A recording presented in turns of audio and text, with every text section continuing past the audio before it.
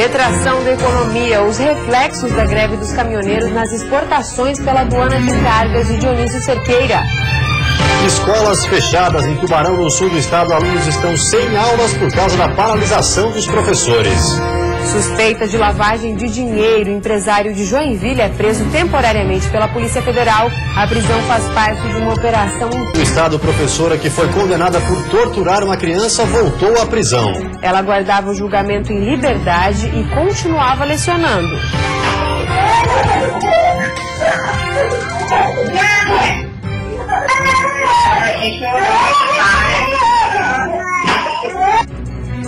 No futebol, o Campeonato Catarinense define os times do hexagonal semifinal e do quadrangular. Destaque para o Internacional de Lages, que venceu o Avaí e se classificou para disputar o título.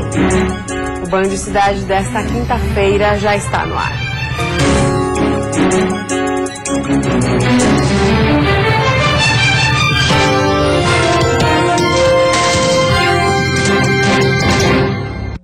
Olá, boa noite. Boa noite. No sul do estado, a professora que foi condenada esta semana por torturar uma criança voltou à prisão. Ela aguardava o julgamento em liberdade e, enquanto isso, não poderia voltar a trabalhar com crianças. As imagens gravadas pela polícia em 2012 mostram a professora de uma creche municipal de Tubarão, no sul de Santa Catarina, agredindo uma criança. Ela bate com violência num menino de pouco mais de 1 ano de idade. O caso foi notícia em todo o Brasil. Nesta semana, a condenação da professora foi divulgada. 2 anos e 4 meses de reclusão por tortura. Decisão que ainda cabe recurso. Mas a professora respondia ao processo em liberdade e há pelo menos 1 mês dava aula para crianças de 8 a 12 anos em 2 escolas estaduais de Capivari de Baixo, também no sul do estado. O fato foi confirmado pela Gerência Regional de Educação. Essa professora fez um processo seletivo ano passado, está com as aulas, trabalha com a CT, com méritos dela por ter passado na prova que assim classificou ela para poder trabalhar esse ano. A professora condenada por tortura já havia ficado presa por 2 meses, ainda em 2012. Ela foi posta em liberdade com a condição de que não exerceria nenhum cargo público, principalmente envolvendo crianças. Depois da denúncia que ela estaria dando aula em 2 escolas estaduais, ela voltou a ser presa. Ela assinou um termo em que ela declarava a ciência daquela condição e nesse termo consta inclusive que ela estava sujeita ao cumprimento dessa condição sob pena de revogação do benefício. É o que está acontecendo agora.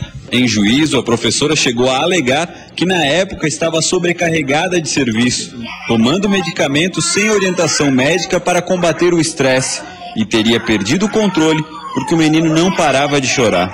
Mas por que com a criança? Uma criança indefesa que não sabe de nada, não tem nem como se defender, não andava, nem falava. Eu não entendo. Eu não entendo. A mãe da criança continua em tratamento psicológico e se diz aliviada com a prisão da professora. Espero que ela pague pelo que ela fez, porque a minha família, a gente sofre até hoje. Como eu te falei, eu estou em tratamento ainda psicológico, porque não é fácil para uma mãe passar pelo que eu passei. Está mais aliviada com a prisão dela? De certa forma, sim. Porque até então ela estava em sala de aula, né? Então eu estava sem entender como isso, respondendo o processo criminal em sala de aula, dando aula, como se nada tivesse acontecido. A partir de agora, com a prisão dela, vai ser instaurado um processo de execução penal provisório, em que se vai iniciar desde já a execução da pena. Imprudência na estrada. Um ônibus foi flagrado em manobras perigosas num trecho da BR-153 no meio-oeste do estado. Um casal que viajava num carro atrás do coletivo registrou a ocorrência. No vídeo, gravado por um casal que seguia pela mesma rodovia, o coletivo aparece invadindo o acostamento. Já num local com faixa dupla, o veículo é flagrado ultrapassando na curva. Segundo o motorista que gravou o vídeo, a velocidade média do coletivo era superior a 100 km por hora. Pelo menos 7 infrações foram identificadas pela Polícia Rodoviária Federal no vídeo. Mas a gravação serve de alerta para o risco assumido, ao mesmo tempo, não deve render todas as penalidades identificadas. Esse inspetor explica que as multas seriam aplicadas só se houvesse flagrante. As autuações, elas não podem ser feitas, né? As autuações, elas só podem ser feitas por policiais em serviço ou flagradas por meios tecnológicos, equipamentos previamente homologados pelo CONTRAN. Direção perigosa, que é caracterizada como aquelas infrações que foram cometidas ali ao longo de um trecho, ao longo de um período, são caracterizadas como direção perigosa, e ele pode responder sim um termo circunstanciado por este crime de menor potencial ofensivo. Enquanto funcionário, o condutor do coletivo já foi penalizado. Conforme nota da empresa, assim que soube do ocorrido, a Reunidas afastou o motorista do seu quadro de colaboradores. Ainda em nota, a empresa Reunidas afirmou que atitudes como essa do motorista não condizem em aspecto algum com a conduta adotada pela empresa e com a orientação passada aos funcionários. O lançamento da Festa Nacional do Pinhão 2015, previsto para acontecer amanhã, foi cancelado pela Gabi Produções, empresa responsável pelo evento. Ela vem sendo investigada por suspeita de fraude na licitação da festa do ano passado. Já para a edição desse ano, a realização ainda é uma incógnita. A previsão é que nesta sexta-feira a empresa Gabi Produções anunciasse a programação da Festa do Pinhão deste ano, com data prevista para acontecer de 29 de maio a 7 de junho. Mas devido às investigações do GAECO, em que a empresa é uma das principais investigadas, o lançamento foi cancelado. Em nota, a assessoria de imprensa da Gabi Produções informou que nesta tarde os empresários deram esclarecimentos na sede do GAECO sobre as supostas irregularidades na licitação da Festa do Pinhão do ano passado. Ainda segundo a assessoria, o evento de lançamento será protelado até que todas as informações solicitadas pelo Ministério Público sejam esclarecidas. Pelas investigações do GAECO, a empresa Gabi Produções e GDO Produções são suspeitas de terem fraudado a licitação da Festa do Pinhão, onde a GDO teria utilizado a Gabi Produções como laranja para ficar com a concessão do evento, já que a mesma não poderia realizar a festa por problemas judiciais. Na terça-feira, foram cumpridos pelo GAECO 11 mandados de busca e apreensão em 4 cidades de Santa Catarina e uma no Rio Grande do Sul. Segundo o prefeito em exercício, se a empresa Gabi não puder organizar o evento, este ano a Prefeitura de Lages terá dificuldades em manter a festa. Uma coisa eu vou deixar muito claro: se não tiver a participação da iniciativa privada no evento, o evento não tem como acontecer. Apesar das suspeitas, nas ruas da cidade muita gente torce pela realização do evento, que já é tradicional em Lages. Tem que apurar, tem que pegar os corruptos aí, e a festa, nós não ficamos sem festa. Uma festa que é uma das maiores do Brasil, leva o nome da cidade, e ficar envolvido num escândalo desse, né? Para nós lagianos é essencial, né, a festa do Pinhão, né? A gente torce para que a festa permaneça. O empresário de Joinville foi preso pela Polícia Federal hoje pela manhã em caráter temporário. A prisão dele faz parte de uma operação que investiga a lavagem de dinheiro em 4 estados. O trabalho está sendo coordenado pela Delegacia de Foz do Iguaçu. As investigações da Operação Bemol durou 1 ano. Policiais federais e da Receita realizaram busca e apreensão a várias casas na fronteira. Além de carros, foram apreendidos documentos, uma arma de fogo e cerca de R$65 mil. Policiais cumpriram mandados de prisão. Até agora, 29 pessoas foram presas em várias cidades do Paraná, como Foz e Cascavel, e de outros estados. A organização criminosa usava 87 empresas, a maioria delas fictícias, para receber o dinheiro de pessoas de várias regiões do país que tinham interesse em comprar mercadorias e drogas no Paraguai. Depois que o dinheiro chegava em Foz do Iguaçu, os doleiros levavam até o país vizinho. Na verdade, é um sistema de saída do dinheiro do país sem utilização dos meios oficiais, né? Uma pessoa que precisa pagar uma carga de contrabando, de descaminho ou até mesmo de drogas do Paraguai, ele não pode utilizar o sistema oficial. né? Além do sistema oficial ser mais confiável, mais barato, ele não pode aparecer esse dinheiro. Então ele usa o sistema, o subfurcho, que é o sistema do dólar cabo, para fazer esse dinheiro sair do país e pagar o fornecedor dele. De acordo com as investigações, a quadrilha movimentou mais de 600 milhões de reais nos últimos 5 anos. As investigações também apontaram que 3 líderes da quadrilha moram em Foz do Iguaçu e já estão presos, e um mora em Cascavel. Todas as pessoas que foram presas estão na delegacia da Polícia Federal em Foz. As pessoas que emprestaram o nome para a abertura de empresas falsas também serão processadas. Essas pessoas que emprestaram o nome para a criação das empresas, elas realmente incorrem em diversos crimes, né? O primeiro deles, falsidade ideológica, e além disso, eles concorrem com os crimes que foram praticados por essa quadrilha. Então eles podem ser processados também por formação de quadrilha, e até chegando a evasão de divisas, lavagem de dinheiro e chegando até o próprio crime final, que é o tráfico de drogas e o contrabando. E a seguir, professores de Tubarão paralisaram as atividades e alunos estão sem aulas na rede municipal. E ainda a retomada das obras na SC 403 no norte da capital. A expectativa é que a duplicação fique pronta ainda este ano.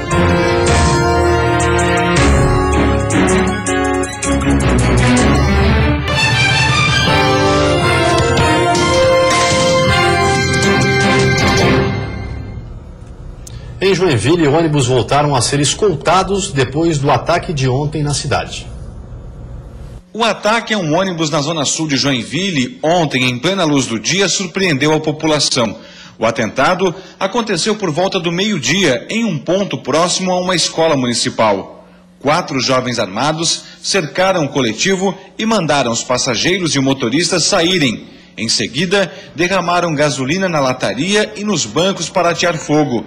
A possibilidade de novos ataques colocou a polícia em alerta. Durante a noite, algumas linhas de ônibus com destino a regiões mais vulneráveis da cidade foram escoltadas por viaturas da Polícia Militar. Pelo menos 11 linhas foram acompanhadas pelas guarnições durante a madrugada. A polícia acredita que o ataque ocorrido em Joinville foi uma retaliação à morte de um suspeito que entrou em confronto com a PM logo depois de um assalto no início da semana.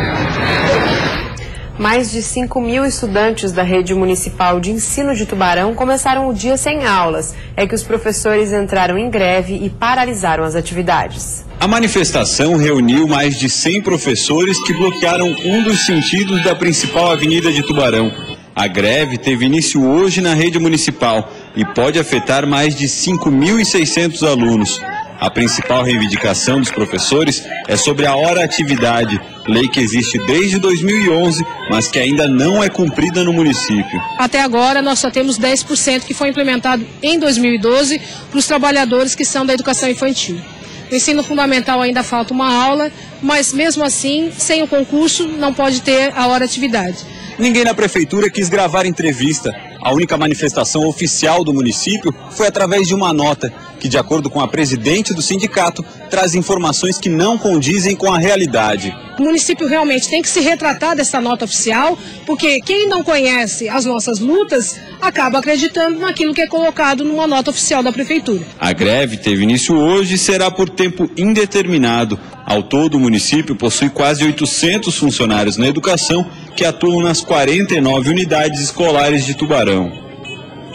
As obras na rodovia SC 403 no norte da capital foram retomadas. A expectativa do governo é que a duplicação esteja concluída até o final do ano. As filas já viraram rotina. Pedestres dividem espaço com os carros, poeira e muitos cones pelo caminho. É esta a situação da rodovia SC 403 no norte da ilha de Santa Catarina. Não vê a hora da conclusão da rodovia. É o caso de Luciane, que tem um mini mercado às margens da estrada. Muito transtorno, muita poeira, bem difícil. Este trajeto, que liga os bairros Vargem Grande e Ingleses, está em obras há pelo menos 5 anos. A obra está orçada em mais de 30 milhões de reais. Recursos liberados pelo Ministério do Turismo e Governo Federal. Depois de mais de um mês com as obras paradas desde a última segunda-feira, já é possível encontrar novamente máquinas pela pista. Foi restabelecido um cronograma de execução da obra e a própria empresa deu a palavra a todos nós de que dentro desse cronograma eles vão executar a obra dentro do prazo estabelecido no contrato. Até o momento, entre 20% e 25% do projeto foram executados, como drenagens e desvio do trânsito. A expectativa do secretário estadual de Infraestrutura é que os trabalhos sigam em ritmo intenso e que a obra seja concluída até o final deste ano. O governo do estado, a população, todo mundo precisa dessa obra. E nós vamos fazer o possível e o impossível para nós entregarmos essa obra à população de Florianópolis dentro do prazo contratual. E a seguir tem o futebol, com a rodada que decidiu os times que vão brigar pelo título e os que vão brigar para não serem rebaixados. O destaque ficou por conta do Internacional de Lages, que venceu o Avaí e vai poder disputar a chance de chegar ao título.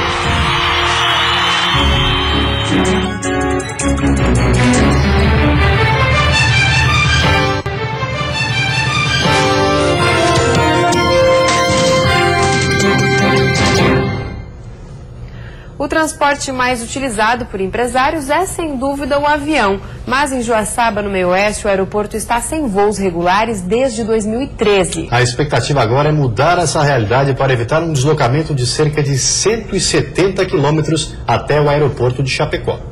Apesar da localização geográfica estratégica, o aeroporto Santa Terezinha de Joaçaba está sem operar voos regulares desde 2013. A boa notícia é que as tratativas para a ampliação que deve contribuir para que essa realidade mude estão adiantadas. Joaçaba está entre os 13 municípios catarinenses que devem ser contemplados com recursos federais para os seus aeroportos e até agora cumpriu com todas as solicitações necessárias para receber esse repasse. De acordo com o vice-prefeito, a revitalização compreende o aumento da pista, nova estação de passageiros e pátio para as aeronaves. A próxima reunião será dia 10 desse mês, em Brasília. Existem algumas condições necessárias que o município tem que assumir este compromisso, como, por exemplo, parte de desapropriações, a matrícula desses imóveis, a zona de proteção do aeródromo que está sendo contratada. Então, dia 10, o prefeito Rafael e eu, junto com uma equipe e as lideranças de uma comitiva que vão fazer parte desta reunião em Brasília, vamos lá assumir realmente o compromisso por parte do município, que essas obrigações o município cumprirá na risca, como já cumpriu todas até aqui. Eduardo, que é diretor de uma empresa de autopeças e comercializa para todo o sul do país, está na expectativa pela retomada das atividades regulares no aeroporto. Hoje, o custo e desgaste para ir até o aeroporto mais próximo, que fica a 170 quilômetros de Joaçaba, é dobrado. Poder ter mais tempo com o nosso fornecedor de São Paulo e pela facilidade que eles teriam de chegar aqui mais cedo. Então a vantagem principal seria na nossa negociação com os fornecedores. Ficaria com mais tempo, ficaria mais fácil de a gente poder negociar, né? A sexta-feira vai ser de tempo instável, com chuva isolada na maioria das regiões. A mínima fica em 13 graus na Serra e a máxima em 31 no litoral norte do estado. No Planalto Norte, mínima de 20 e máxima de 27 graus. No Vale do Itajaí, Grande Florianópolis e Sul, a máxima chega nos 30 graus.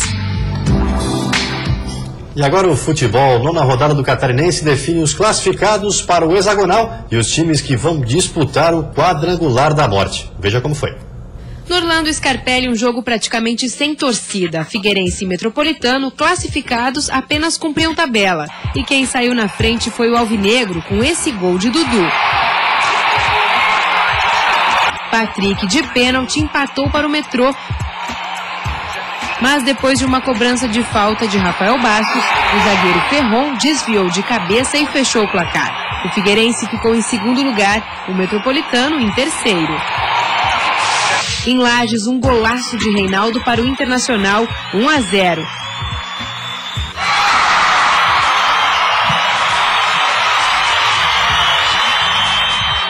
Valdo Bacabal entrou na pequena área, tirou o goleiro da jogada e fez o segundo do Leão Baio.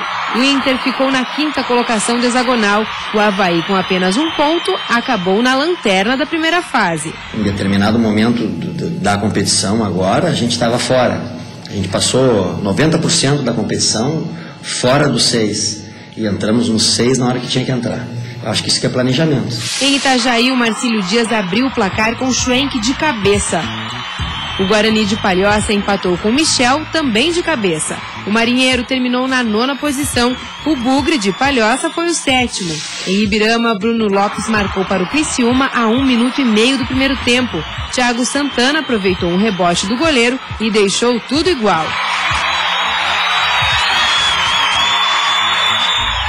Barreto entrou na pequena área, driblou a defesa e aumentou para o Tigre. Maicon Silva é derrubado. Pênalti para o time do Sul. Kleber Santana cobrou e fechou o placar. 3-1. O Criciúma ficou na 4ª posição. Já o Atlético terminou em 8º. E no outro jogo, Joinville e Chapecoense empataram sem gols. Os dois estão classificados para a próxima fase do campeonato. E confira agora quais vão ser os jogos já nesse fim de semana do hexagonal e do quadrangular do Catarinense. Pelo hexagonal, sábado às 6h30 da tarde, no Heriberto Wilson, Criciúma e Chapecoense fazem o primeiro clássico dessa fase da competição. No domingo, 2 jogos. No primeiro, às 4 horas da tarde, o Internacional de Lages recebe o Figueirense na Serra. Depois, às 6h30, Jeque e Metropolitano se enfrentam na Arena Joinville. Pelo quadrangular que vai definir os 2 rebaixados e os que permanecem na primeira divisão, Marcílio Dias e Guarani jogam em Itajaí às 4 horas da tarde de domingo. No mesmo horário, Avaí e Atlético de Ibirama se enfrentam na ressacada. E a seguir, os reflexos da greve dos caminhoneiros nas exportações da aduana de cargas em Dionísio Cerqueira. E após a falta de combustíveis, o Procon alerta para que os consumidores guardem os cupons fiscais.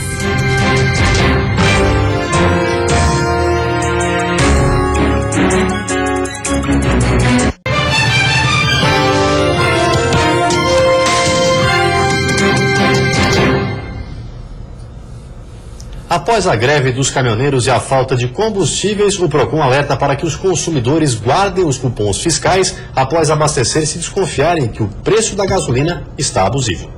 Para muitos, o cupom fiscal pode não ter muita utilidade, mas quando o consumidor desconfiar de algum preço abusivo, essa é a nota que vai comprovar o preço e o tipo da gasolina que o cliente abasteceu. Na verdade, os pós-combustíveis estão em falta, então há escassez no mercado.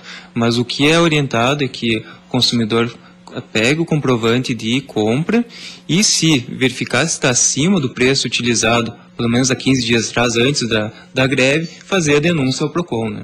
Por causa da greve dos caminhoneiros, que durou 14 dias, os consumidores tiveram que enfrentar muitas filas para abastecer. Em alguns postos só tinha gasolina aditivada ou a super, que chega a ser R$1 mais cara. E muitos motoristas reclamaram. De acordo com esse advogado, os postos de combustíveis que forem denunciados por praticar preços abusivos podem ser multados. Se for verificado que o posto está cobrando acima do que estava cobrando antes da greve, eles podem ser multados e até penalizados criminalmente sobre esse aumento abusivo, né? E a greve dos caminhoneiros também trouxe reflexos nas exportações da aduana de cargas em Dionísio Cerqueira. A venda de produtos como carnes caiu 50% durante as manifestações.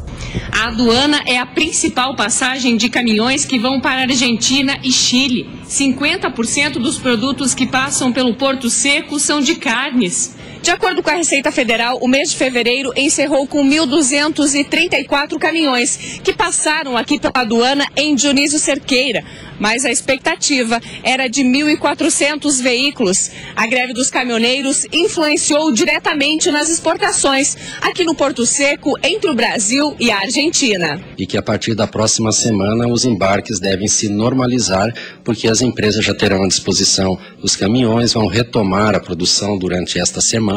Então, na próxima semana, a gente acredita que já está tudo dentro da normalidade. Ricardo transporta frutas da Argentina para São Paulo. Ele ficou um mês fora e estava acompanhando pelas redes sociais as notícias sobre os bloqueios nas rodovias.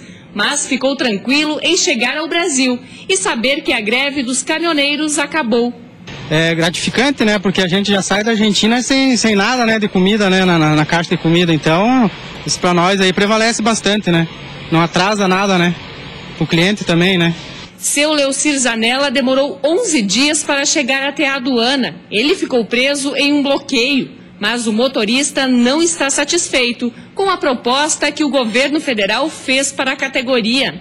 Então eu acredito que está na hora de os deputados, senadores, alguém tomar providência, porque caminhoneiro, no sentido no geral, não tem valor nenhum. E é o que move o país, né? Prejuízos também nas agroindústrias. Os mais de 20 mil funcionários voltaram ao trabalho no oeste do estado. De acordo com dados da Federação das Indústrias de Santa Catarina, os prejuízos para o setor estão estimados em 400 milhões de reais. E você fica agora com o Jornal da Band. Uma ótima noite a todos e até amanhã. Boa noite para você, até amanhã.